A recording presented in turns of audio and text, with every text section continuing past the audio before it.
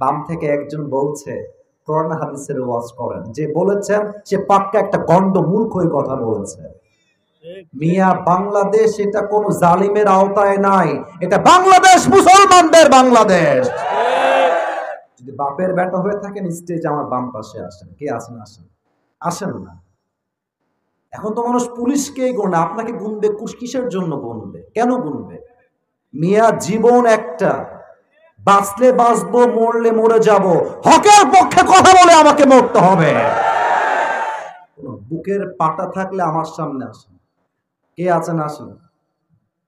বাগেরহাটের ছেলে আমি, কলিজা ছোট না, কলিজা বিশাল বড়।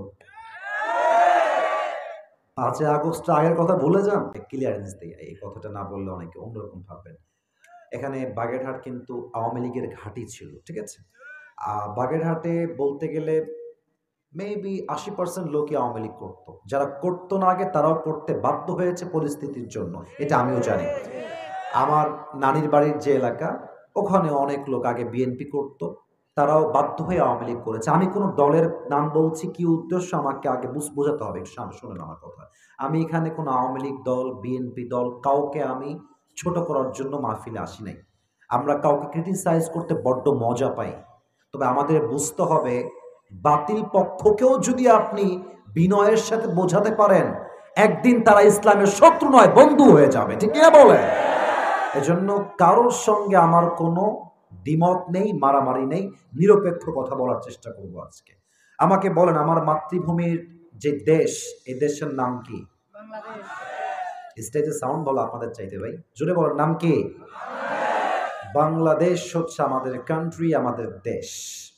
সত্য কথা বলতে 5 আগস্টের পূর্বে দেশটা ছিল পরাধীন, 5 আগস্টের পর দেশটা হয়েছে স্বাধীন।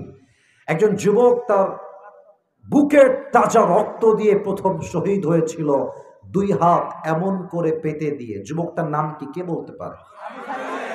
শহীদ আবু সাইদ। এইভাবে 2 হাত পেতে দিয়েছিল। সেটা প্রমাণ করেছে মুসলমান বাঁচলে বীর পুরুষের মতো বাঁচে, কাপুরুষের মতো নয়। আর একটা বিষয় খেয়াল করেছেন কিনা আপনারা, দেখবেন যে মিডিয়ার ক্যামেরা ওপেন ছিল ওই গুলি করার সময়, অনেকগুলো মিডিয়ার কভারেজ নিচ্ছিল, এমনি ফটো করে ভিডিও করছিল। এমনি পুলিশরা মিডিয়ার সামনে ওপেনলি পাবলিক প্লেসে শহীদ আবু সাইদের বুকে গুলি চালিয়েছে। এটাই স্পষ্ট প্রমাণ করেছে যে পুলিশগুলো শহীদ আবু সাইদের বুকে গুলি চালিয়েছে, তারা আসলে পুলিশ নয়, তারা সরকারের পাঁচা দালাল ছিল। যুবক ভাইরা, আমরা একটা কথা স্পষ্ট বলতে চাই, যদি আমার এই মাতৃভূমি বাংলাদেশে কারো বুকে আগামীতে নির্বিচারে গুলি চালানো হয়, বাংলার মানুষ এটার বিচার করেই ছাড়বে, ঠিক কিনা বলে? আরো 2টি কথা বলে আমি ভূমিকার কথা শেষ করব। যারা আপনারা বিভিন্ন দলের এখানে বসে আছেন, আই রেসপেক্ট এভরিওয়ান, আমি সবাইকে সম্মান করি, কারোর সাথে আমার কোনো মারামারি নেই, বিদ্বেষ নেই। আগামীতে আমার এই বাংলাদেশে একটি নির্বাচন হবে, সুষ্ঠু নির্বাচন। আমরা 2টি দাবি করতে চাই বাংলাদেশের একজন নাগরিক হিসেবে। আমার 2 আঙ্গুল দেখেন সবাই, বলেন তো এবার বাগেরহাটের ভাইয়েরা কয়টা দাবি? আসতে হয়ে গেছে, বলেন সবাই কয়টা? 2টা দাবি আগামীর নির্বাচনকে ঘিরে। 1 নাম্বার, আমরা আগামী বাংলাদেশে কোন নারীকে ক্ষমতার চেয়ারে আর দেখতে চাই না। কথা আসতে কেন, জোরে বলেন কথা ঠিক আছে কিনা? কোন নারীকে আমরা ক্ষমতার চেয়ারে দেখতে চাই না। লাউড অ্যান্ড ক্লিয়ার কথা, কার গায়ে লাগলো লাগলো না ডাজন্ট ম্যাটার। আমাদের কথা হচ্ছে একটা, আল্লাহর হাবিব বলেছেন, যেই নারী কোন দেশের নেতৃত্বের চেয়ারে বসে যায়, সেই দেশ কখনো উন্নয়নের চূড়ান্ত পর্যায়ে পৌঁছাতে পারে না, ঠিক কিনা বলেন? নারীকে আমরা ক্ষমতায় দেখতে চাই না। First of all, this is our condition, শর্ত আমাদের এইটা আগামীর নির্বাচনের জন্য। 2 নাম্বার কথা, আমরা এমন একজন পুরুষকে বাংলাদেশের ক্ষমতার চেয়ারের প্রধানমন্ত্রী হিসেবে দেখতে চাই, যিনি একই সময়ে বাংলাদেশের প্রধানমন্ত্রী হবেন এবং তার যোগ্যতা এতটা হাইলি কোয়ালিফাইড হবে। আমার দেশের প্রধানমন্ত্রী চাইলে জাতীয় মসজিদ, বাইতুল মুকাররমে দাঁড়িয়ে জুমার খুতবা দেওয়ার যোগ্যতাও রাখবে। বাম থেকে একজন বলছে কোরআন হাদিসের ওয়াজ করেন, যে বলেছেন সে পাক্কা একটা গন্ড মূর্খ কথা বলেছে।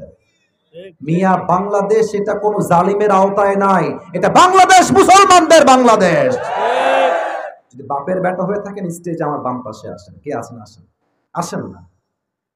এখন তো মানুষ পুলিশকেই গুনবে, আপনাকে গুনবে কিসের জন্য গুনবে, কেন গুনবে?